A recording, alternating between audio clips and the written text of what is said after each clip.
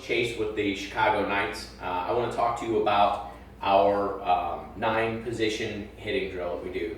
A lot of people who coach and teach hitting talk about all the measurements that take place in the hitting, right? Bat speed, hand speed, time to impact. I think all these things are important, but you have to train.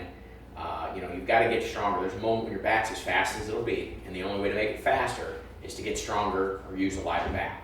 So one of the objectives for this T drill is to teach you a good attack angle, to get your bat on the same plane as the pitch coming inbound. So that can be corrected. Certainly there's training involved, but you don't have to get any stronger. You don't need any different equipment. You don't have anything new that needs to happen for your body except to learn the path. So I think it's one of the easiest things to correct and be a really good hitter fairly quickly. So the idea is the ball comes in, so the pitcher's on an elevated mound, and he's going to be 6 feet tall, throwing down at you. So they're throwing down 5-10 degree angle. Okay. What we want to do as a hitter is get our bat then on, he's coming down 10 degrees. We want to be going up 10 degrees. So that gives us the optimal moment, the longest path, so we can make contact back here, we can make contact here, all the way out here. As long as we're on the same plane, our attack angle is the same as the pitch coming in, we have the greatest amount of time to hit the ball square. Maybe we foul it off, but we're going to hit it square. If you have a bad attack angle, he's throwing in at 6 degrees and we're coming up at 20. There is a moment, a flash, where you can hit that ball square. And that can happen. Really good athletes can make this happen occasionally. But really what ends up happening is you're a fraction over or a fraction under the ball, and you end up popping up to shortstop, or you ground out that weak ball to third base, and you get thrown out. So the way that you can teach yourself this, the way that you can understand whether mechanically you're hitting correctly and you're getting the proper lift of the ball, is when you hit the ball, depending on the position of the tee, and we'll talk about that in a minute. When you hit the ball, you want this ball to jump up and have a little backspin. So depending if it's in on my hands, I'm going to shoot for the left field fence to the left field gap. If it's in the middle of the plate, now I'm going gap to gap. If I'm on the outside part of the plate, I'm going to go right field gap to right field line. So each position in here, so we have inside low. So here's an inside pitch.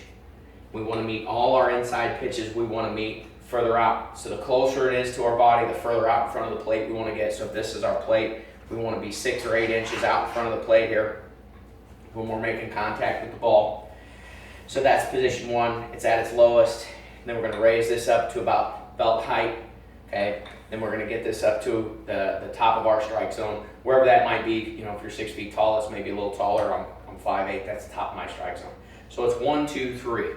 And then the position as we come closer to the plate, so when we get closer to the middle of the plate, okay, I'm going to stay low here.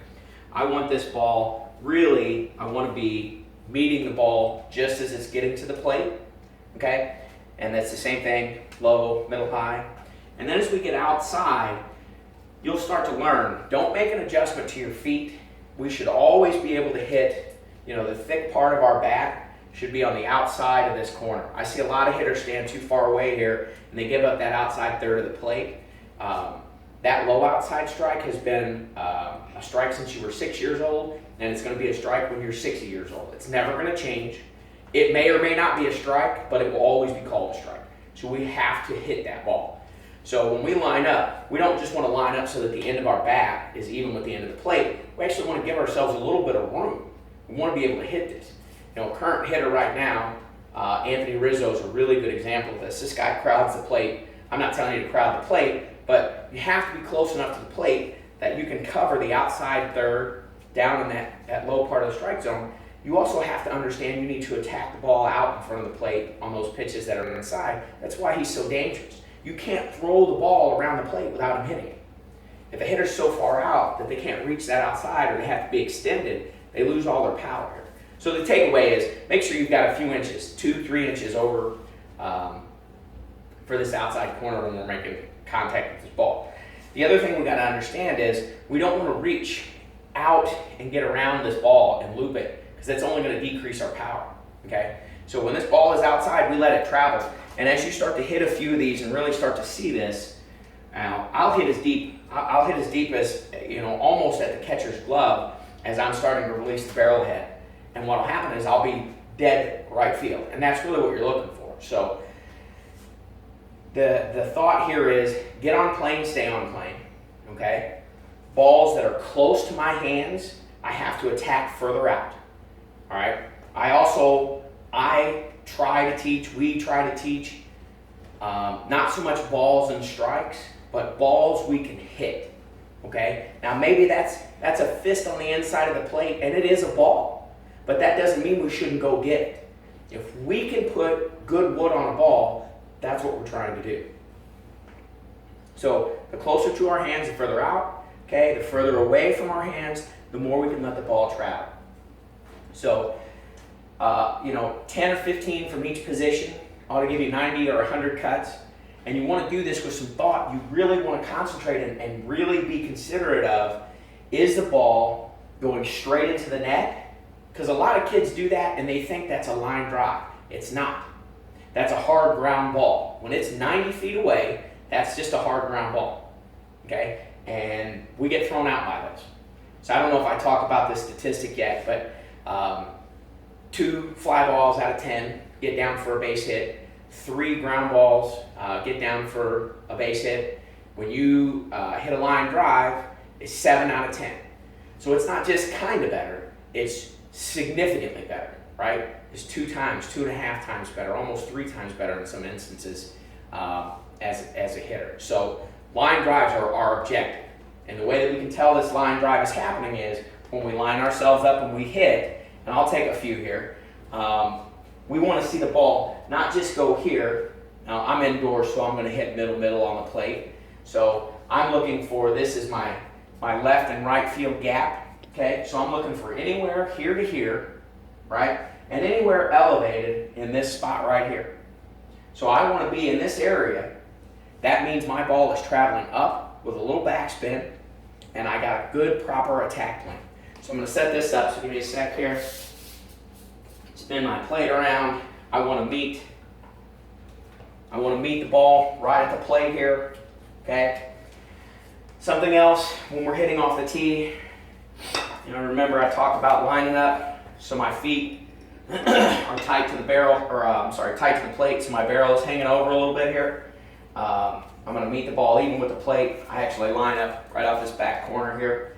I'm going to take a couple of rips through this strike zone here, but I want to make sure that we're looking up as if the pitcher is pitching to us.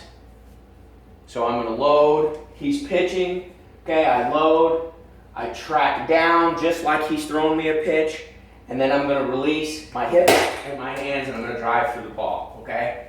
So you may have to go back and frame by frame this, but I hit just about where I want to hit. So we're going to throw a couple more out here. Let's see if we can get line drives, ball in, load, right? So I shanked that, didn't quite get it where I needed to.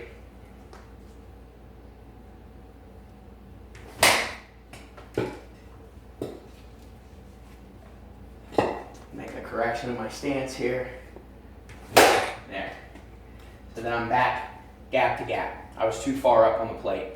I need to be on this back corner. So these are adjustments you have to make as a hitter. You have to figure out, where is my power? Where is the length of my barrel? Where do I need to stand? And you do that by moving this tee in here, moving this tee level, moving this tee behind here. And we hit all 9 positions, and we start to understand and learn where we need to be and how we need to attack this ball.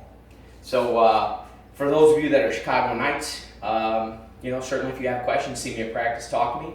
And if you happen not to be a Chicago Knight and you have some questions, just leave it in the comment section. Thanks very much, guys.